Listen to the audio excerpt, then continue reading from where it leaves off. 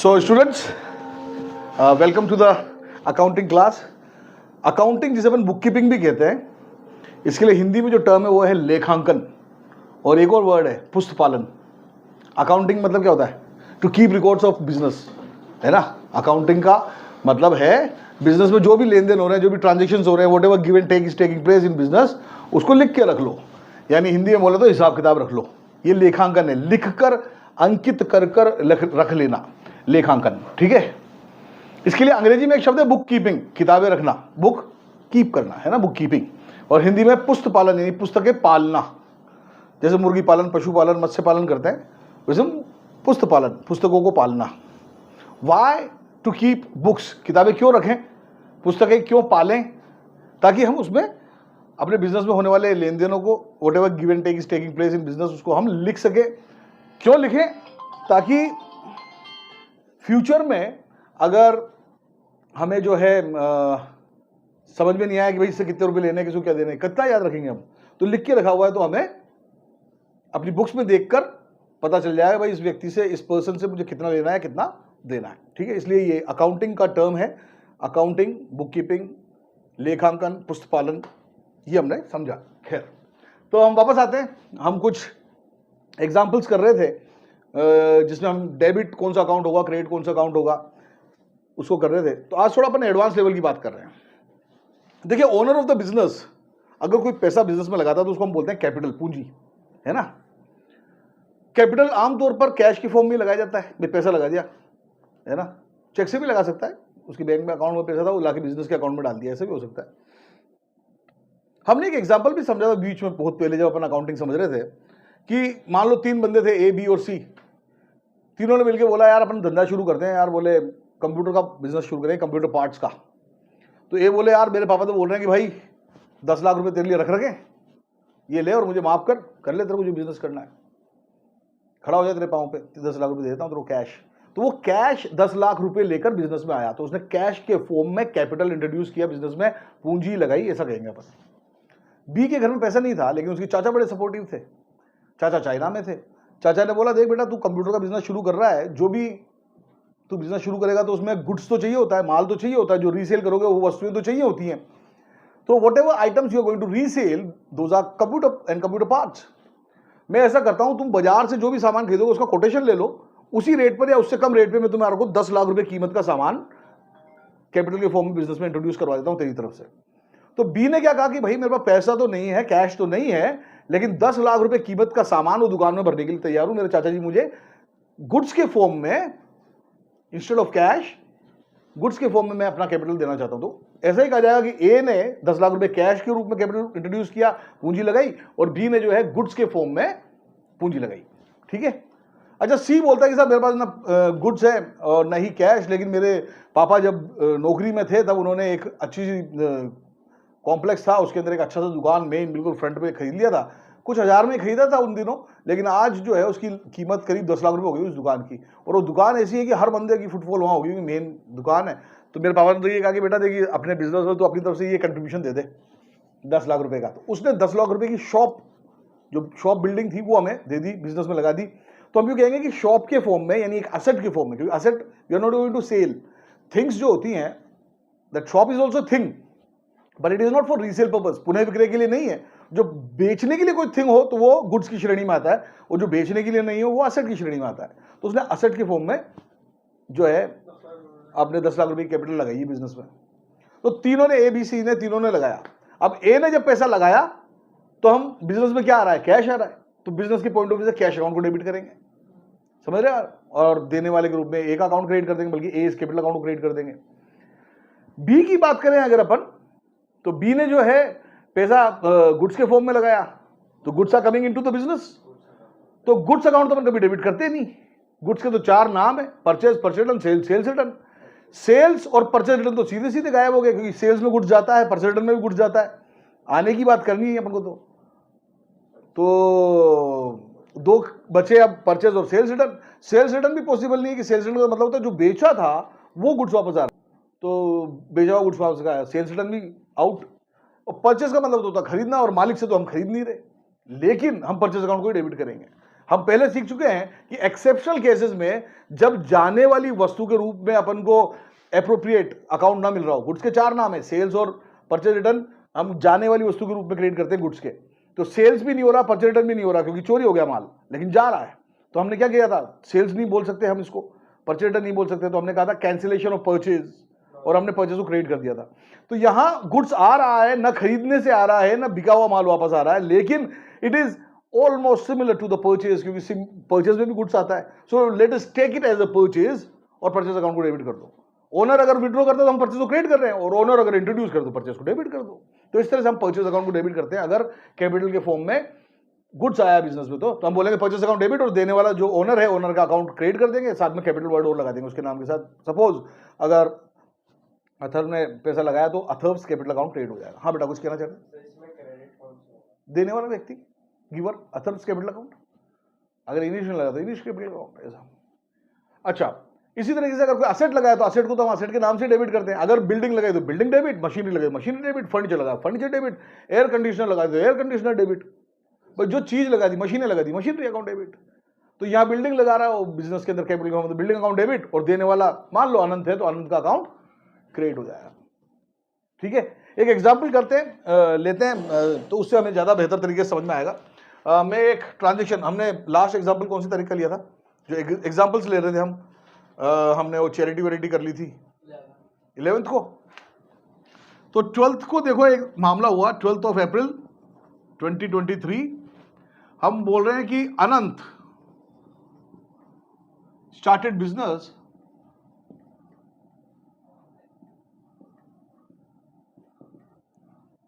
with cash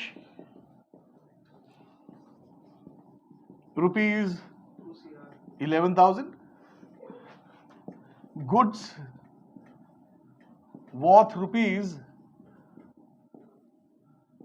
21,000, and a computer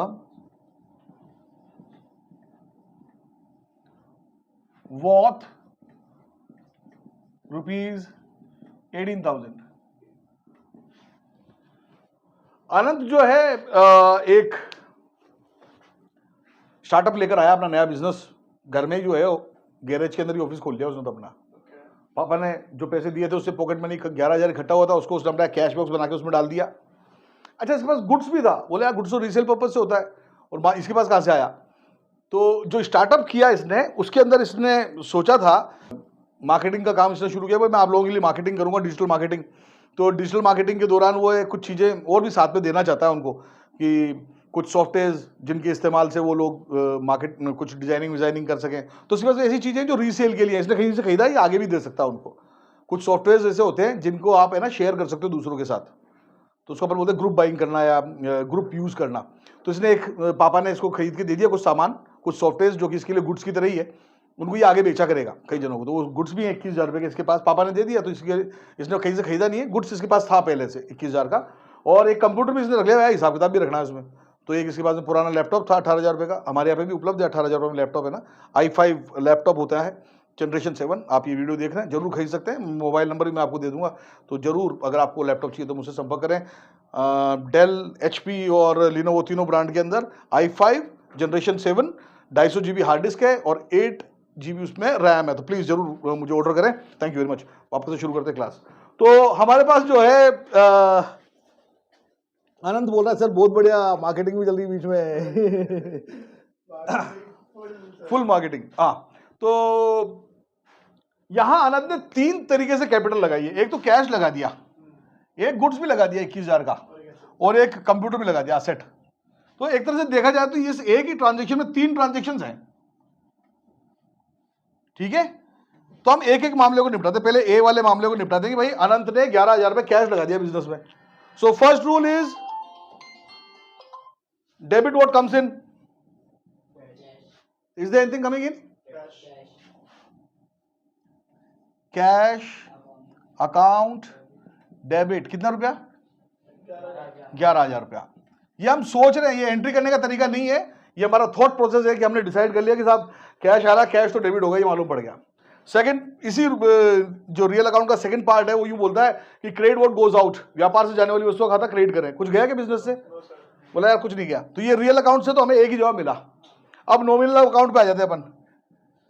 नियम कहता है कि credit all the incomes and gains. ये 11,000 रुपये ओनर ने डाला बिजनेस में, क्या ये कमाई है बिजनेस के लिए? मैंने आपसे पहले भी बातचीत की थी कि अगर ओनर का पैसा डाला हुआ बिजनेस में कमाई होती तो मेरा जैसा तो घर से रोज 10-20 हज़ार रुपये लेके आ जाता और गले में डाल लेता। बोला आज की कमाई तो हो गई, चलो दुकान बढ़ाओ और घर। फिर अगले दिन लाके उसी पैसे को फिर डाल देता, बोलता चलो जी आज की फिर 10,000 रुपये 20,000 रुपये कमाई होगी, चलो घर। तो रोज आवे शेख चिल्ली की तरह, वो था ना बेवकूफ़ आदमी की तरह, अपना ही पैसा गले में डाल के नाच रहा, वाह वाह कमाई हो गई कमाई हो गई। अबे कमाई तब होगी जब तू कुछ बेचेगा और मार्जिन में मिलेगा वगैरह वगैरह, है ना। तो कमाई, खुद का पैसा गले में डालना इज नॉट कमाई। हाँ, तो it is not income. Fourth rule है खर्चे का। खर्चा ये हो नहीं सकता, खर्चे पे पैसा जाता है, यहाँ पैसा आ रहा है बिजनेस में, तो ये खर्चा भी नहीं है। फिफ्थ रूल है क्रेडिट द गिवर। क्या कुछ कोई देने वाला है तो पैसा आ रहा है तो जरूर कोई दे रहा है। कौन दे रहा है? अनंत दे रहा है, तो अनंत का अकाउंट क्रेडिट करना है। लेकिन क्योंकि अनंत ओनर है तो अनंत के साथ में कैपिटल वर्ड और सफिक्स कर देंगे अपन। तो अनंत कैपिटल अकाउंट क्रेडिट करेंगे अपन। बात समझ में आ रही है? 11,000 रुपए से। तो ये हमने अपने थॉट प्रोसेस से तय कर लिया कि भाई इसमें कैश अकाउंट डेबिट होगा और अनंत का कैपिटल अकाउंट क्रेडिट होगा। अब ये तो हमारे दिमाग में चलने वाला काम है, हालांकि हमने पेपर पे दिखाया, आपने अपने बोर्ड पर दिखाया। एंट्री कैसे होगी ये दिखाता हूं। जर्नल बुक होगा, उसमें कॉलम्स होंगे। कितने कॉलम होते हैं? 5। डेट, पर्टिकुलर्स, LF, डेबिट और क्रेडिट, है ना। तो डेट के कॉलम में हम डेट डाल देंगे 12/4/23। अभी तक शुरू नहीं हुआ ना, लेजर पोस्टिंग सीखेंगे अपन कल ऑनवर्ड्स। तो 12/4/2023 आज हमारी जर्नल एंट्री पूरी हो जाएंगी 80%। 12/4/2023 डाल दिया। डेबिट होने वाला अकाउंट को पहले लिखना है, तो कैश अकाउंट डेबिट। LF का कॉलम काम में आएगा नहीं। मान लो ये डेबिट का अकाउंट कॉलम है, उसमें 11,000 रुपये लिख दिया, क्रेडिट में लगा दिया डैश, डेबिट होने वाला लिख दिया। फिर क्रेडिट होने वाले को हम जो है 2 से शुरू करके दिखाते हैं। तो अनंत कैपिटल अकाउंट क्रेडिट बोलो या 2 अनंत कैपिटल अकाउंट बोलो, एक ही बात है। तो हम बोलेंगे 2 अनंत कैपिटल अकाउंट।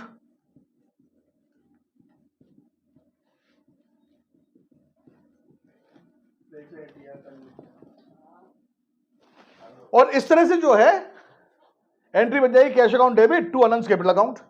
नरेशन हम लिख देंगे being Anant started business with cash ₹11,000। बस इतना से लिखना है, क्योंकि 11,000 रुपये कैश का ही मामला हुआ ही। तो ठीक है, एक पार्ट तो निपट गया। चलो अरे रुको तो सही, अब बी पार्ट पे आ जाते हैं।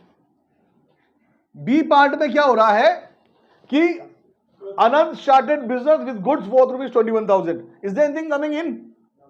Goods are coming in. तो गुड्स की के रूप में किस अकाउंट को डेबिट करें? परचेज को। तो हम परचेज अकाउंट को डेबिट कर देंगे। कितने रुपए से? 21,000 से।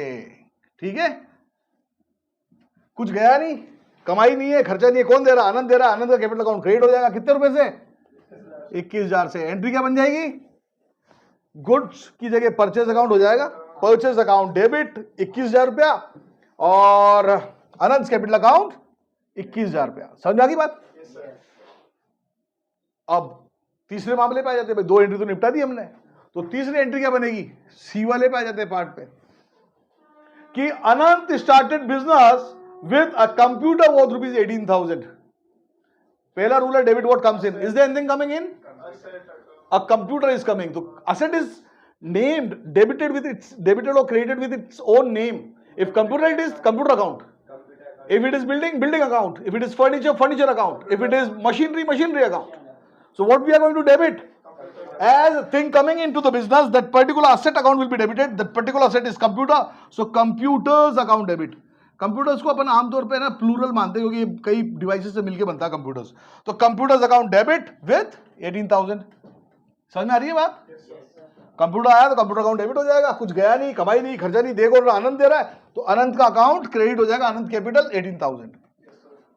और इसको हम जो है अपनी जनरल बुक में जनरलाइज कर लेंगे कि computer account debit 18,000 to Anant capital account 18,000। क्या बात समझ में आ रही है? अच्छे से समझ में आ गई?